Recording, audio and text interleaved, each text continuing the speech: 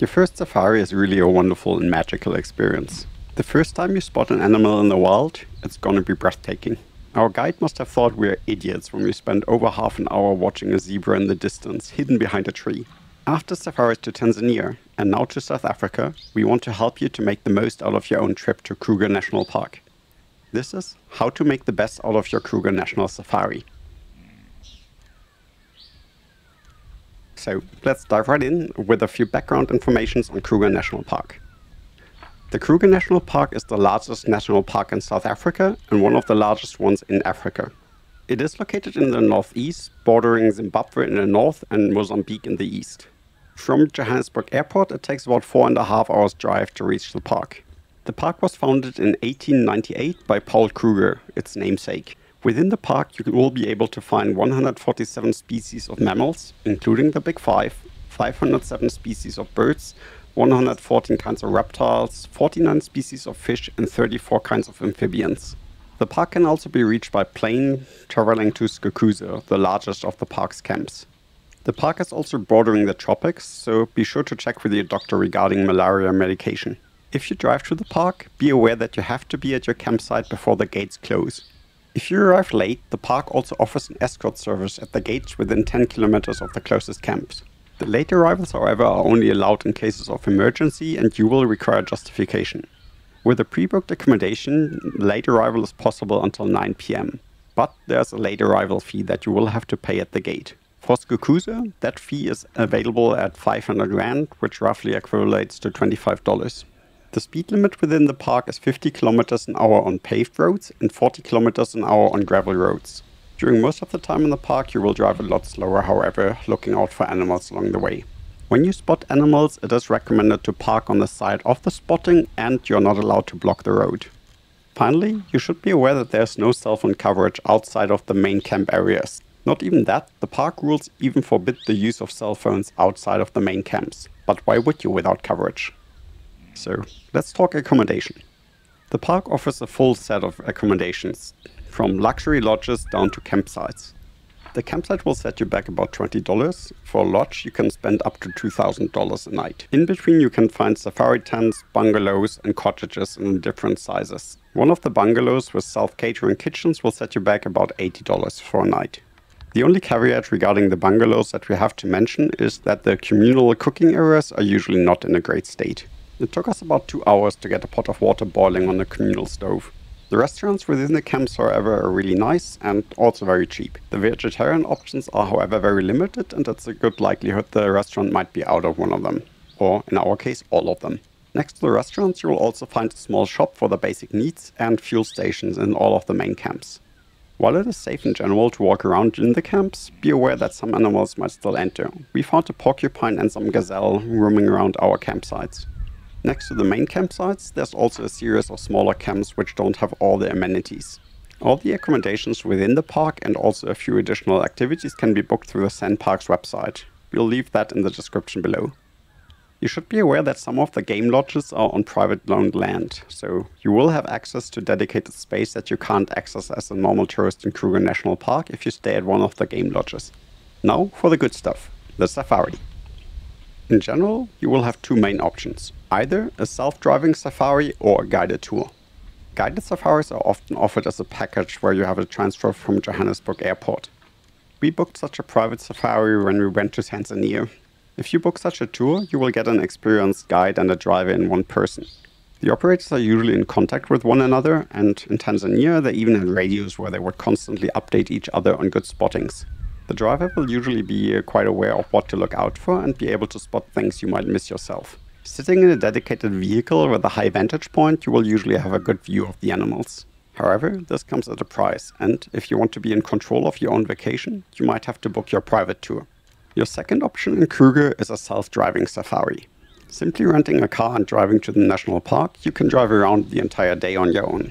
It can become a bit taxing if you have to drive and watch out for animals at the same time, but you also have the benefit of being in full control. The roads in Kruger National Park have been in really great condition and you could drive around with a normal car. We had a Toyota Corolla, for example. This is an incredibly cheap way of enjoying the safari, and it's also very exciting if you find things yourself. Within a normal car, your vantage point, however, will be a lot lower, and you should be aware that you're not allowed to get out of your car or even have any part of your body hanging out of your window. Not too long ago, a German woman actually got fined, which is not too bad. It's about $75 if you get fined, for having her arm hanging out of her window while driving. The park also recommends to keep your windows closed while you're driving throughout the park, but at least that part is not mandatory. In addition, you can also book game drives and wilderness walks through the Sun Park's website from many of the camps. So, in the end, should you book a guided safari or do a self-drive one? It's really impossible to decide for you. We experienced both, one in Tanzania and the other one in South Africa, and we enjoyed both of them very much. If you don't mind spending the additional cash, then the guided safari is actually a good choice. You will see a lot of animals and it will be essentially hassle-free. If you enjoy the wonder of discovering something for yourself, the self-driving safari is a great experience. Also, you don't really have to worry about not finding anything. If you follow a few basic guidelines, you will spot just as much on your self-driving safari, and you will have the wonder of discovering it for yourself. The most important thing, I would argue, are sightings maps. At every reception area in the main camps, you will find a map. On this map, people note down what they saw throughout the day.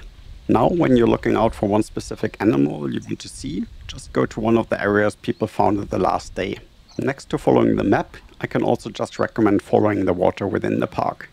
There's a long list of natural watering holes and also a few artificial ones located within the park. Especially the natural watering holes had quite a few animals. The final tip I can give you is, if you're doing a self-driving safari, make sure to get out as early as possible and return as late as possible to the camp. Some animals, especially the lion, are only active at night, so your chances of spotting one are a lot higher if you get up early in the morning. Following these basic guidelines, we managed to see all of the big five and quite a bit more. This is with only a few days in the park. We met a few people that had been in the park for 2 weeks already and had never seen any of the cats. Finally, I would recommend not staying at a single campsite throughout your entire trip. Kruger offers a lot of different ecosystems within the same park, so as the environment changes, so do the animals you can spot. For example, you will find zebras in the north of the park, while the south will be dominated by impalas. Next to your own driving, you can also increase your chances of spotting lions a lot if you go to one of the game drives offered by the various camps. So, let's have a look at all of these different offerings. The game drives are offered in 3 versions: a sunrise, a sunset, and a night drive. As I mentioned, your best chances for some of the animals are to be out early or come back late. Here, the game drives have a bit of an advantage over you, because they are allowed to exit the camp early and return after closing hours. People in the front and the back of the car will be given a spotlight to shine into the bush. Because of the reflection from the eyes of the animals, it will be a lot easier to spot some of them hiding in the grass. Most of the lions we spotted on our tour were during one of these game drives. As a major drawback of all of these drives, we have to mention that you will usually be in a very large truck. So most of the times you will not get a perfect view and the perfect shot of any of the animals you spot. On a wilderness walk or river walk, you will be accompanied by 2 armed rangers. The walking tour will be more about plant life and bird life rather than spotting large mammals. While most of the mammals seem to be used to cars, they will run away if they hear footsteps and smell you. So, can we recommend any of these activities? I would say yes. The walk is a really unique experience and probably your best chance of smoking elephant shit. For the other drives, it's kind of a hit and a miss, but in general they are your best chance of spotting some of the larger mammals. So with all of that information, what do you have to bring for your safari to be a success? If you plan to experience one of the walking tours, you have to bring neutral clothing to the tour. Bright colors, even white t-shirts, might attract predators. To avoid any complications, the guides will require you to wear neutral colors. For spotting animals, it is highly recommended that you bring some binoculars. Many of the artificial watering holes are constructed close by the road, yet most of the spottings will actually be further in the distance and you can enjoy the animals a lot better if you have binoculars. For taking pictures, higher focal lengths will actually be required. For the most cases, I was using focal lengths between 100 and 700 mm. Most payments within the park will be made by credit card. You should still have a bit of cash on hand to tipping your safari guides. We really hope with all of this information that you will have a great time with your safari in Kruger National Park. If you're planning to travel to South Africa, also check out our video on safety in the country. Finally, please consider supporting us and subscribe if you haven't already, or press the like button. It helps us out a lot. Thank you so much, and we hope to see you soon in one of our other videos.